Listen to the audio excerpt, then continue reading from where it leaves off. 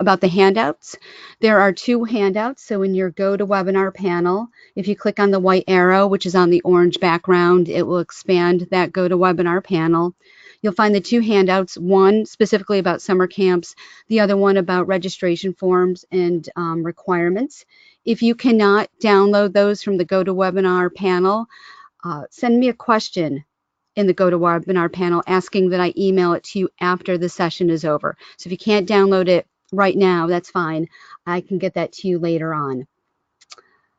I mentioned that we're recording, you'll get your emails. And so summer camps, what I'm going to be showing you today is not exactly how every single customer is going to configure their seasons, their catalogs, or their programs. These are merely suggestions and best practices.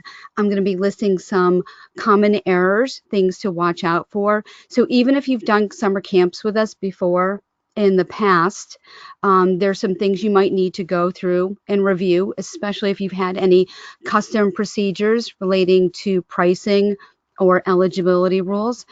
If you're just starting to do summer camps with us, I'm going to give you some things to think about, to consider, some questions to ask yourself and people in your organization so that we can help you get your summer camps set up exactly how you need them. Okay, so first of all, we're going to start with some common errors.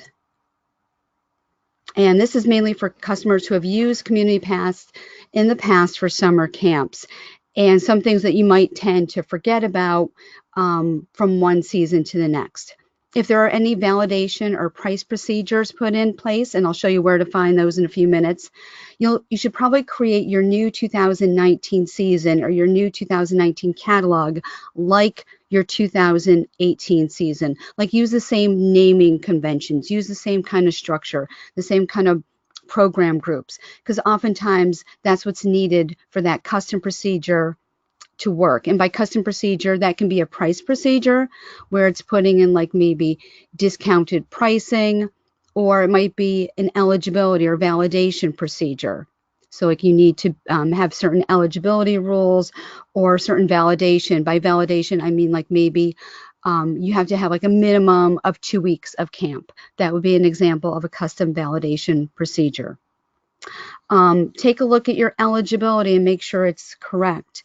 Oftentimes, we see people forget to use the eligibility criterion of current season prerequisite. So let's say you're running summer camp programs and you've got 8 weeks of summer camp, and then maybe you have extended care that's offered every week, or maybe you have trips that are offered. If the prerequisite is that you have to be enrolled in the week of camp in order to participate in the trip or to participate in that extended care, you would need to use the eligibility criterion of current season prerequisite. So I'll be showing you that, where that setting takes place. If you're using seasons, meaning like traditional seasons, to group and organize your content, make sure the start date is correct.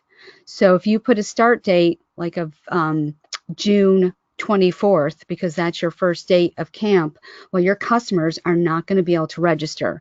So if you're putting registration dates of March 1st, but your season start date you're putting as June 24th, not going to work. So you need to make sure that season start date would be at least be March 1st to coincide with your March 1st registration date.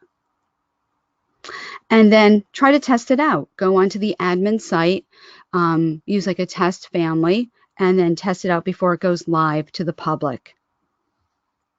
So those are some of the common errors we found with customers that have used Community Pass in the past. Now, I mentioned custom price and validation procedures. Where you would find those is if you go to your activity. Let me just actually bring up an example here. If you go to activities, and in this particular example, my Hill Valley Rec Camps, if I click on the name of it, shows my activity information, show activity details. For this particular organization, Hill Valley, there are no custom eligibility or validation or price procedures. See, they're all set to no. But for this customer right here, it says yes, and if you click on view, it will display what that procedure is. So if you click on it and then you see something like this, it's going to say when it was last updated, when it was created. And if you see a note, something like will only apply to summer 2017 season and will need to be updated each year, that means you should contact us, and then we can get that price procedure updated for you so it will work in the 2019 season. So those are things to watch out for. And here's another example of a custom procedure. So let's say you clicked on that view button. Once again, that view button would be found at the activity information page. Custom, it would say yes, and then view, and then you would click on the view button. So for this particular customer, they did a combination of early bird pricing and multiple registrant pricing for in-town registrants only. So this was something that required a custom procedure. So it was a combination of several different discounts. In this particular situation, using alternate pricing and then using the the early bird pricing at the session level didn't work, so we had to do a custom procedure. So this procedure is saying if somebody registers by the 15th of May, the first and the second individual get one price, and then the third and following get a different price. And then after that date, it has this pricing structure. So this is an example of where just using our traditional settings at the program level would not accommodate this customer's pricing. So if you have a question on that, if you're not sure if the settings that you're putting in, like for your early bird discount amount and the early bird discount date and the alternate pricing is all going to work together the way it should, please reach out to us as soon as you can, because then what we'll do is we will write up the ticket to give to our developer and work with the developer to get that put into place, and then we will test it. So we will test it before it gets put live into production. And that's the same for anybody who has not worked with summer camp. Maybe you've been a Community Pass customer for a while, but you haven't used Community Pass for your summer camps. The things that you may want to consider and think about when you're thinking about how you're going to structure your programs is what kind of discounting that you might need to have put in place. So if you do multi-session or multi-program discounts, a customization would be needed. So let's say, once again, you're offering 8 weeks of camp. If you're going to offer a discount if somebody registers for 4 weeks or more, that would be a custom price procedure that would need to be put into place. If there's a minimum number of weeks, once again, let's say you're offering 8 weeks, but the minimum number is 2 weeks of camp, that would require a customization. If you have a non-resident fee that's variable, let's say you can't just put in $50 or something like that in the out-of-town fee field. If it's variable because it's combined with early registration discounts, or maybe it's combined with multi-registrant discounts, that's an example where you would need a customization. So you would work with your account manager, Mike or Wendy, or whoever your support person is, and then they would work with a developer to get that put into place, and then we would test that before it goes live. Maximum capacity across multiple programs. So setting maximum capacity, it's pretty easy. You just put the number into the maximum capacity field. However, if it's across multiple programs, let's say, and I'm going to be showing you an example in a few minutes. Once again, let's say you have 6 weeks of camp that you offer, and then you have one program in which somebody can sign up for all 6 weeks all at once. If you have maximum capacity, we would have to do a custom procedure when it's across multiple programs. So in a few minutes, I'm going to show you like a summer camp sample setup. And this is just a sample. By no means am I dictating exactly how every single customer is going to be setting up their summer camps. I'm going to be showing you an example of a customer who uses traditional seasons, meaning they use seasons to group and organize their content, and we're going to be using the program type of class with sessions. So in my example, I'm going to create a parent program and then have sessions within that parent program. So let's go over and take a look at Hill Valley. So I'm going to show you an example. If I look at my list of activities, I have Hill Valley Rec Camps, display template of registration. So they're using Registration Wizard. Even if you're using like catalog with multiple seasons, you can still use this method I'm going to be showing you right now, or this sample setup. Here's my season for Summer Camp 2019. I'm going to click on Edit because I do want to point out this season school year setting. So this third field down, season school year. So if you're going to be using grade-based eligibility as one of your eligibility criteria, you need to designate, well, for which school year. If you're going to be doing grade-based based on the grade that they just completed, then you would use 2018, 2019.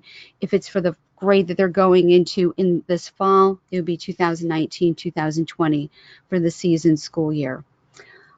Season start and season end dates. A few minutes ago, I mentioned the importance of the season start date.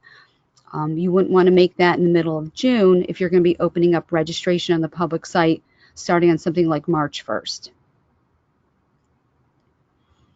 And then in this instance, I'm setting the alternate price tier level at program, meaning that the multi-registrants, which I'm going to be setting up multi-registrant discount, they would all have to be signed up for the exact same program or session. And then in my example, in my season, I put in 2 season notices, and I'm going to have them display at the time of registration and then also on their receipt.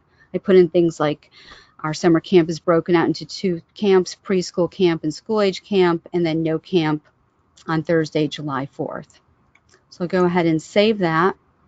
And then within this summer camp season, I've got my programs. So I'm using the program type of class with session with my example.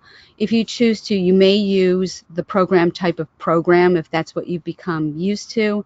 However, with class with sessions, that is a program type. That's one of the ones where any kind of enhancements or changes, we're really trying to gear those all towards class with sessions, not so much towards programs. Like the program type program will most likely never be enhanced in any way. So let's take a look at something like preschool camp. I'll go ahead and click on that. And this is my master or parent program. This is that first tier. Remember that class with sessions are 2-tiered programs. So this is the parent program, the first tier, and then my sessions are the second tier. When you're using class with sessions, and especially when you're using it for camp, you want to be mindful of the registration form type and the program long description and the program group, because you want to make sure that you're selecting a registration form and selecting a program group and entering a long description that's going to be applicable to all these sessions. So this is a class with sessions program specifically for preschool camp. So notice my long description is specifying it's for children aged 2 years old to 5 years old, and then the time the camp runs, and then no camp on Thursday, July 4th. So within this master or parent program are my sessions. Well, in Hill Valley, they offer 6 weeks of summer camp. So I'm going to allow people to sign up for either week 1, week 2, week 3, week 4, week 5, week 6. So they can sign up individually for each one of these weeks of camp, but then I'm also giving the option to do 6 weeks of camp. So if I click on that session, this includes the whole 6 weeks of camp running from Monday, June 24th through Friday, August 2nd. Okay, so in this case, if you had maximum capacities, let's say every week of camp, you can only accommodate 100 children, well, then a custom procedure would be needed to add up the number of kids registered for week 1 plus those number of kids who also registered for the full 6 weeks. And then the same thing, week 2, if it's set at 100, we would need a custom procedure to add up all the registrants from week 1 plus all those registrants from the 6 weeks of camp. Okay. The other thing you would want to make sure of is, let's click on 6 weeks of camp. I'm going to scroll down. I'm on the View Session page. I'm going to scroll down to this section called Incompatible Programs to make sure your parents don't make a mistake of registering their children for each individual week of camp and then also registering for this as well. You would set up incompatible programs so they couldn't make that mistake. So in this section, you click on Assign, and then we would make incompatible each of these individual weeks. And then click on, oh, I missed one, week 5. And then click on Save. So that will prevent parents from registering for each of those individual ones along with this one. Now, if I close this out and let's go click on week 1 session and go down to that incompatible program section, it's automatically filled in. So it's already done that incompatibility. It's done it both sides. The other thing I want to show you in my example here for Hill Valley summer camps is for each week of these preschool camps, they're offering an extra activity. So on every Wednesday afternoon after lunch, there's going to be an extra activity, something like, and I put in a program notice for this, they're either going to have like a water slide or petting zoo or something like that. So you can have your child stay later and attend this extra activity.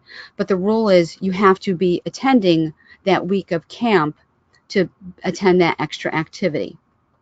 So in my eligibility rules up here, let me click on Edit so I can show this to you more clearly. I'm setting a current season prerequisite. So to attend this extra activity, the child needs to either be attending or be registered to week 1 of camp or be registered to the full 6 weeks of camp. And I'm not going to select this checkbox, must meet all selected programs to be eligible. Make sure that's deselected. It's one or the other. So if they're registered for this one or this one, they can register for that extra activity. So I'm going to go ahead and save that. And let me go to this week 1. I'm going to go to previous program. Just going to go back to those eligibility rules.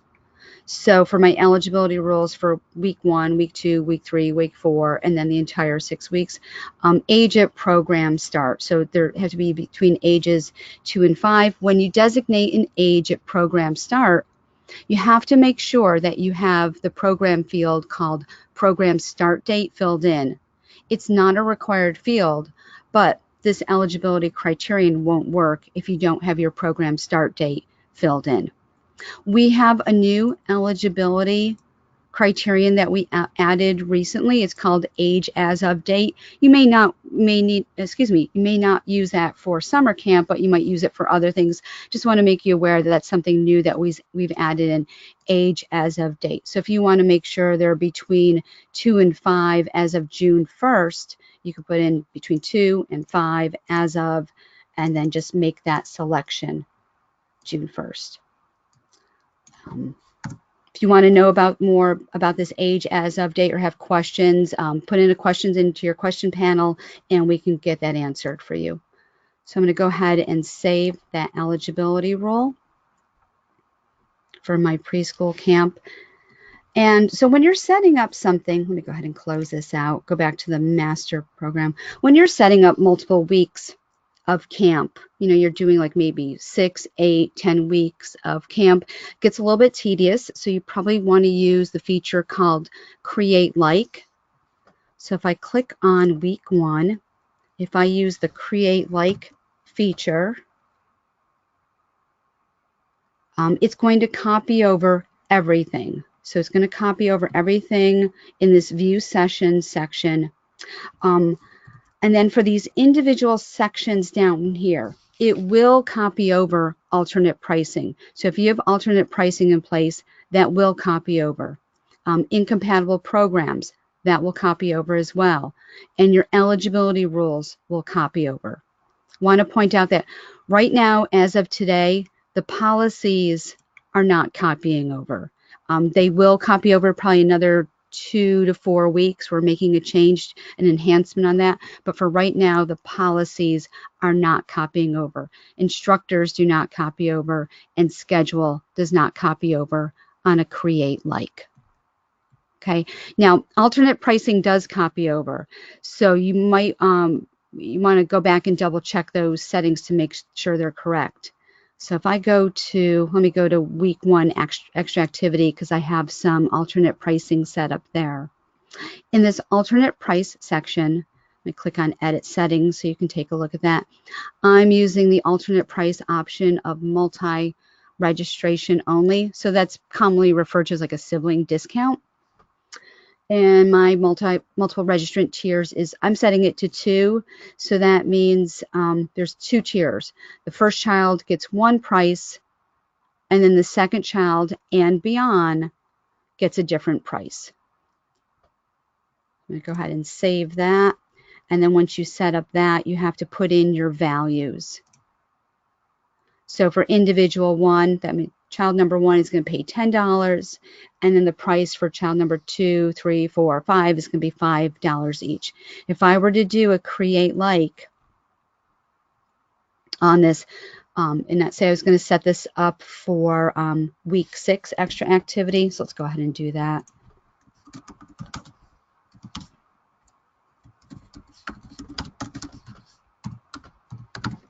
And then give my session a code. It's going to be week 6 EA. Create session. Tells me program created successfully. And then notice the alternate pricing got copied over, as did eligibility, as did notices, but policies did not. So if the price for week 6 extra activity, maybe if that's different, be careful, because you're in your alternate pricing that got copied over. And that's another thing to watch out for if you're doing a season create like. So if you use Community Pass for summer camp last year in 2018, if you're doing a season create like, and if you had any alternate pricing in place last year, make sure you go through and double check that, because you might just be updating the price field. You need to go back and look at those alternate price settings as well.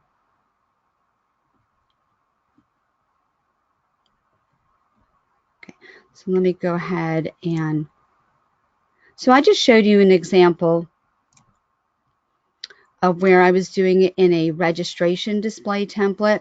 For those customers who use a single season called a perpetual season, and you use catalogs to group and organize your content, you could do a setup that's very similar. So you would be using class with sessions as well. That would be an item type. So you'd go to items, create new item, and then you would use classes, which is really a class with sessions. And you could do the same thing. You could set up preschool camps, and then set your program group, do your program long description and registration form selection. And then you could do the same thing, set up your sessions, only you're going to be assigning your sessions to a catalog. So that's one extra step you're going to have, is that assignment to a catalog. And you may want to have a catalog specifically just for summer camps. So in this situation for Hill Valley, that's exactly what I did. So I set up a catalog just for that, so you would have all the sessions within that catalog. Okay, so that's just one example of how you can set up. If you're using the program type of program and that's what you've become accustomed to, you can continue to use that and do a create like on that as well. The next thing I wanted to talk about, registration forms and requirements. So you need to determine which one you're going to use, or if you're even going to use both, because you may want to use both. You may use registration forms and requirements. And let's go over the difference between the two. On a registration form, all question and information is gathered and completed during the registration process, and I emphasis on completed. So if you need to get information about emergency contact information, medical information, the name and telephone number of a physician, the dentist, and the dates of immunizations. If you wanted to, you could create registration form questions for each of those pieces of information, and then you would collect all that information during the registration process. And then we could help you with reports, either form response report 2 or a report builder report, to get all the answers to those questions back on a report. The other feature you could use instead is requirements. Requirements is where you're getting that information after the registration has been completed. So maybe you have a summer camp packet that needs to be filled out and turned into you. Requirements is a feature that lets you track who has given you the completed packet, and you can record the date that it was turned into you and if there's any kind of expiration on that. And then you can use requirements and registration forms together. You can use registration forms as a means of getting that requirement into the hands of the registrant. So what you could do is you could create a question or a message or a header or something like that on your registration form where you could put a clickable link to that summer camp packet. So I'm going to take you to that and show you an example of how that would work. But give me 1 second. I see a whole bunch of hands raised. I just want to make sure that that's all for questions and not for issues with the actual recording. Okay, looks like everything's fine. All right, so moving on with registration forms and requirements. What I'm showing you here in my PowerPoint presentation is an example of how you could use a registration form question to get that summer camp packet to the registrant. So on the registration form, I put in a question type of checkbox, and then my question text is, prior to the first day of camp, you must turn in the completed summer camp packet for each camper. Click here to get the summer camp packet. I made that click here a clickable link, and I'll show you how to do that in a few minutes. And question type is checkbox. And for choices, I gave one single choice, which is I agree. And then I made it's a required question. So this is kind of forcing that registrant to say, yes, I agree that I have to turn in the summer camp packet, and it gives them a means for clicking on this, and then they can download it to their local computer, fill it all out, and then get that to you. And then you can also use requirements to email them reminders about that as well. So let's go over to back to the admin site. So if I go to my forms, click on edit, the question type is checkbox, and if I click on edit here, expand that, that's where I typed in prior to the first day of camp, the rules. And then this right here, this URL starting with HTTPS, what I did was I loaded that into Document Manager. So the summer camp packet, let me just open up another window here. That summer camp packet, in my general section, I went to Documents, and I did Add Document, and for Choose a File, I loaded up that summer camp packet. Whenever you load a document into Document Manager, once it's there, if you click on the name, there's going to be a document URL, and then you can use this document URL. So notice the last 5 digits are 40322. That's the document URL that's here in this form question text. And then we can help get you this HTML styling to make a link. And then notice I made it required. So go ahead and save that, and it puts the question on the form. Another thing about registration forms, you can make them as detailed as you need them to be. I'm going to show you an example of a customer who made a really detailed registration form relating to summer camp. So notice that they have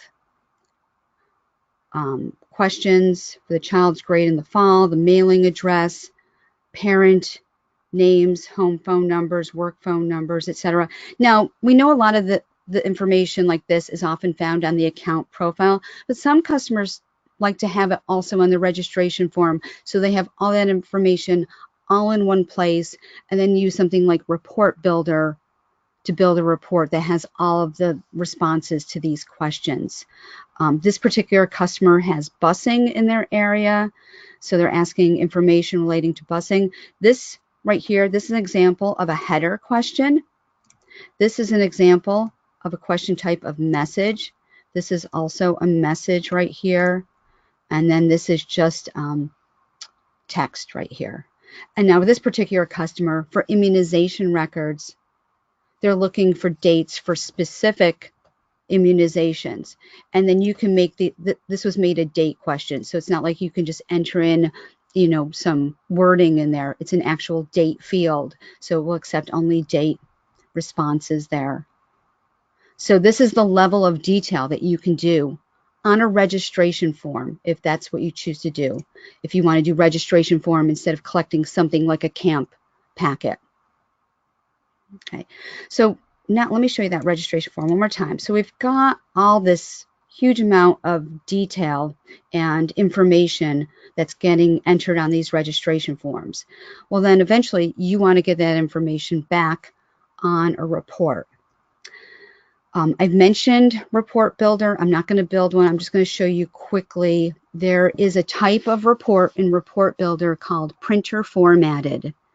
And that allows you to take each piece of information and place it exactly where you want it on a piece of paper, so to speak. So it's like pretending you have a blank sheet of paper and saying that I want the full name reverse. So if you've got Sarah Del Baker registered, say Del Baker Sarah, and then I'll have her date of birth, her age, gender, grade in the fall, etc. And then you'd have an information sheet for every single camp participant. So printer formatted will allow you to create a report like that, where you can get information sheet on each child with the responses to each of form questions. Now, if you don't need everything, if you don't want to have all these dates of every single shot on this report, you don't need to add it in. If you just need more basic things like emergency contact, who can pick up, their grade, allergies, things like that, you pick and choose what you would put on this report. Remember, it's called report. You indicate what information you want where. Okay, so I'm going to go back to the PowerPoint for a little bit because I think I got a little bit off track talking about the registration forms and the reports. I just gave a couple more samples here, but I was able to show that to you. So then let's talk about requirements. So let's say you don't want to have people record all this information on a registration form. Let's go back to that camp packet concept. If you want to set that up in requirements, let's go back to that. Let's go back to Hill Valley, and I'm going to go to Home, and in my General section, I've got the tile for requirements, and in my requirement library, I added a requirement called Camp Packet. So if I click on Edit, I named it Camp Packet. Individual type, I set it to child.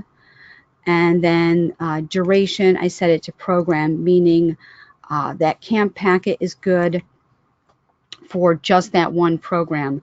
And probably it should have been set at season because you've got, let's say, a camp season. And let's say if you're running 6 weeks of camp, well, this Camp Packet should probably be good for every single one of those programs within that season. The other thing you can use for duration, I tend to like fixed date.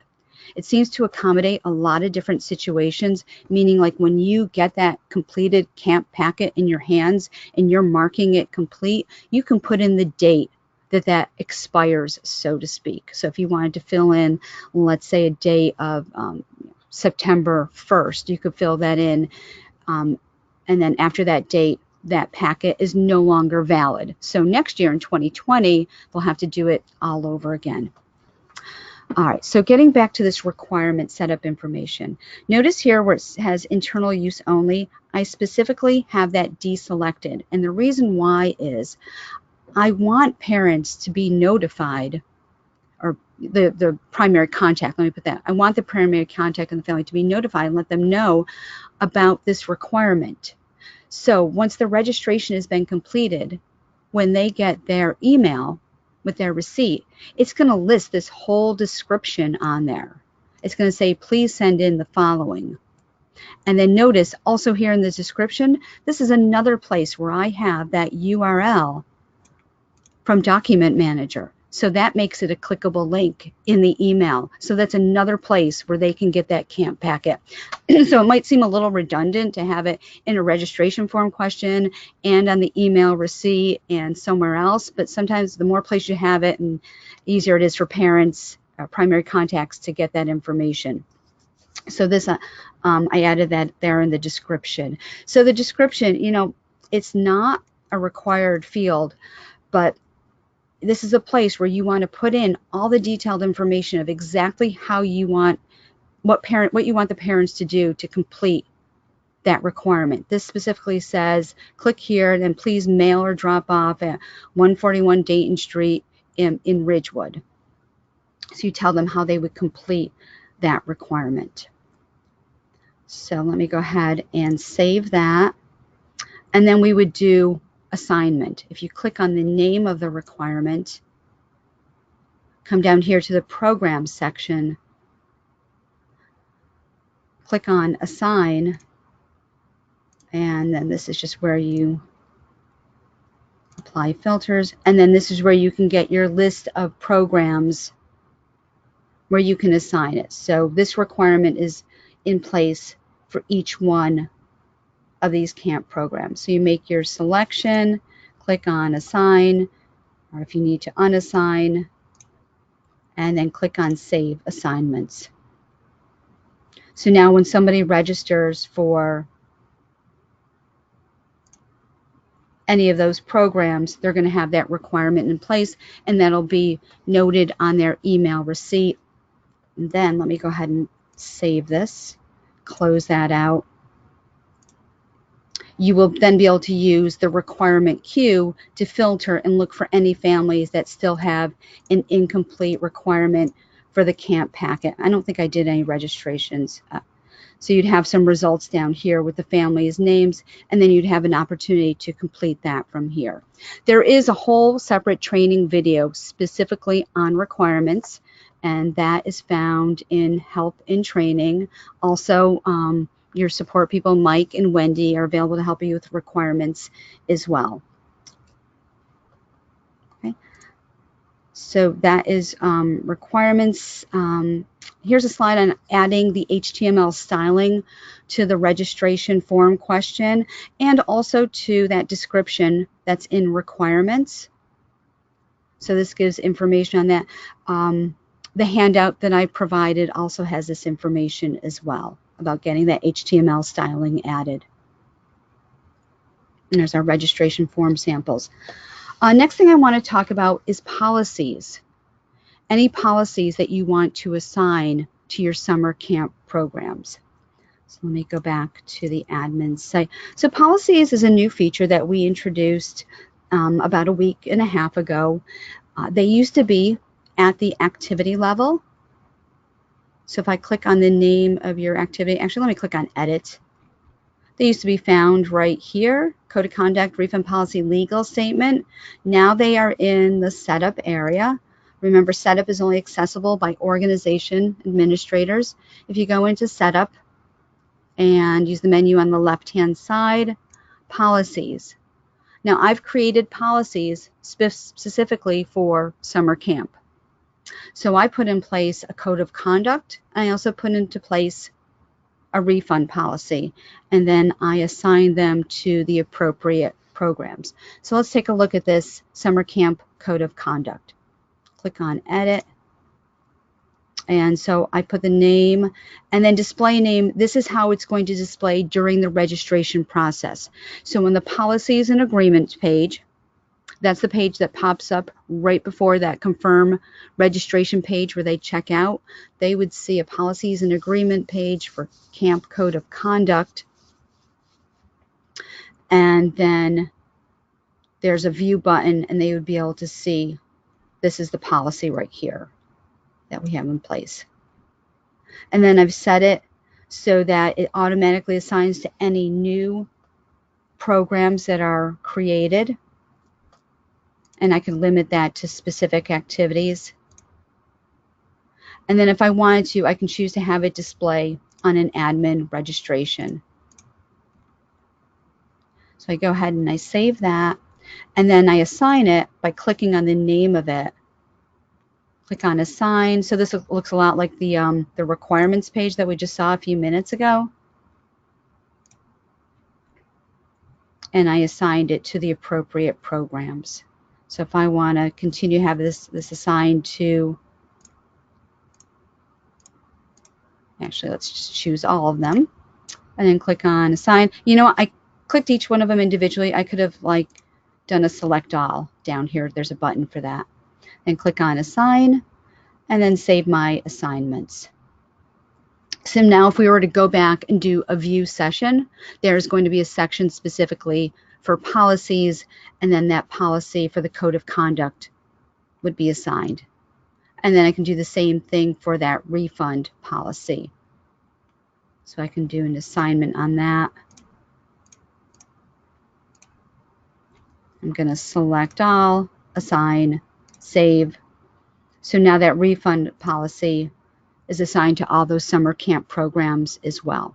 And just remember, with policies, you can run the policy report to see when that policy was, when the registration took place and when the policy was agreed to, and then which version of the policy that was in place. So that would be found in reporting. It's a canned report that we have available to you. Admin registration. So that's the next thing I want to talk about so let me go back to the admin site. If you're using an activity that uses the display template of Registration Wizard, it's not going to be too much of a problem for choosing multiple weeks of camp. It's going to display in that wizard view where it's going to be easy to choose consecutive weeks of camp. If you're using display template of catalog, that looks a little bit different on the admin site. Let's go take a look. It's a little bit more difficult then to add multiple weeks of camp. It's like you have to add a camp, find a participant, then add another week of camp, find a participant. There is a setting to allow Registration Wizard override to make your admin registrations go a little bit more quickly. So actually, let me go into Family Lookup. Yeah, let's see if we've got actually some in my summer camp catalog.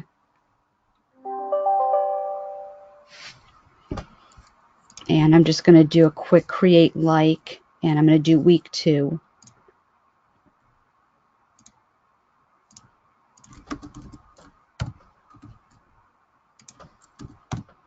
Give my session a code, create the session.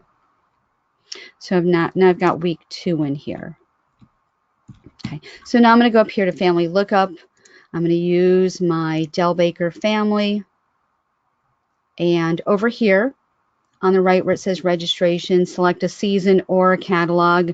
So some of you may have noticed that that's new, this or catalog wording right here. You can filter by catalog, or you can choose this main heading here. Click on register. So we're in catalog view right now. Valley Camps, I'm going to show my sessions. So let's say I take week 1 and I add it to my cart.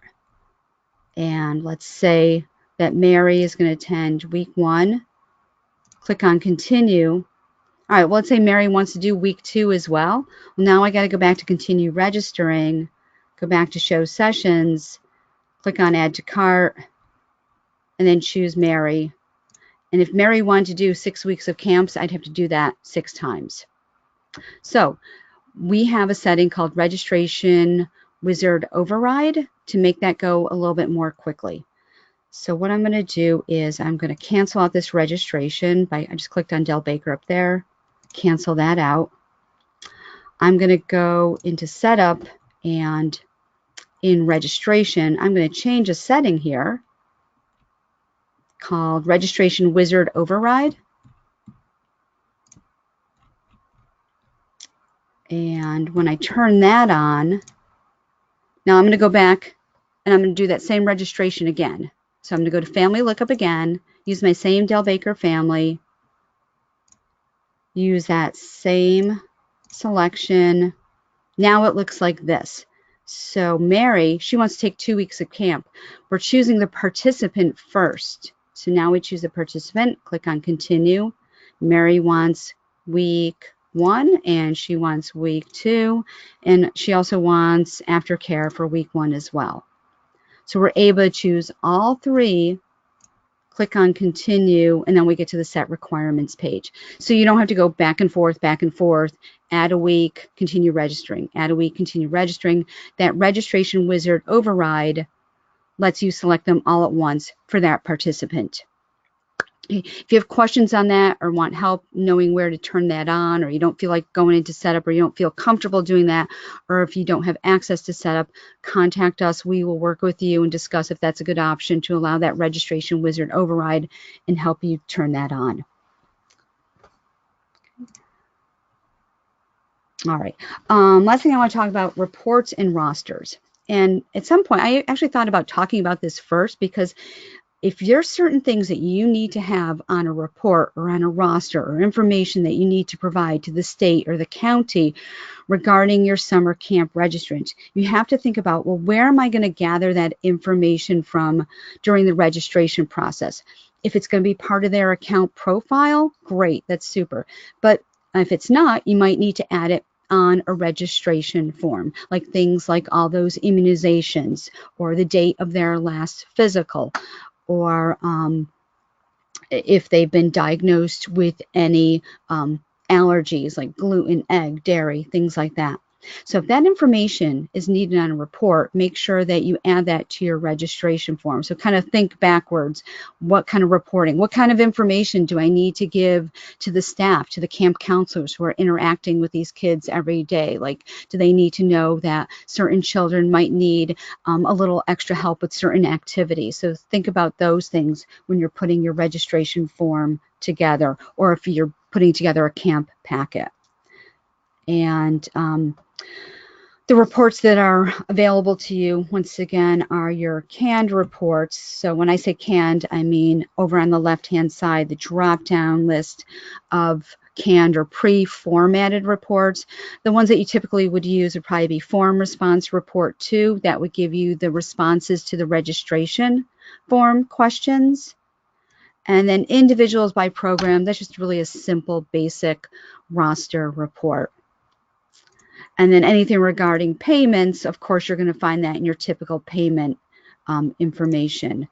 Then we also have Report Builder available to you, where we can work with you to build a more customized report. What's nice about Report Builder is you pick and choose exactly which columns of information you want. When you're using the canned and pre-formatted reports, you have different filters, like you filter by season, by program, by date range, but you can't pick and choose what fields of information. Report Builder lets you do that.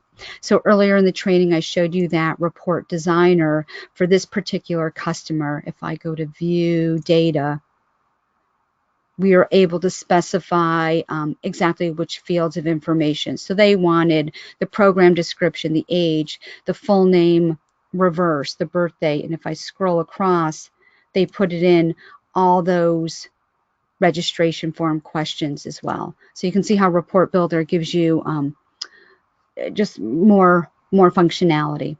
And then lastly, if Report Builder isn't going to work either, custom reports. If you need a custom report, that's where you'd speak with like Wendy or Mike, or if you're in implementation right now, you'd work with Mary and Joyce on that, and they would determine if you really do need a custom report or if it's something we might be able to do for you in Report Builder. If it's custom, it gets given to a developer, and then we work with a developer and we test it before we put it live into production for you. So I've covered everything I intended to cover, but what I'm going to do is I'm going to keep this open for another couple of minutes. And I'm going to look at some of the questions that came in and see if maybe I can either get a couple of them answered, and then also leave this open for a few minutes so you can add in more questions, maybe if you just thought of them now, and see if maybe I can get a few of these answered. And I'll stop recording, and I'll just leave this up for a few more minutes.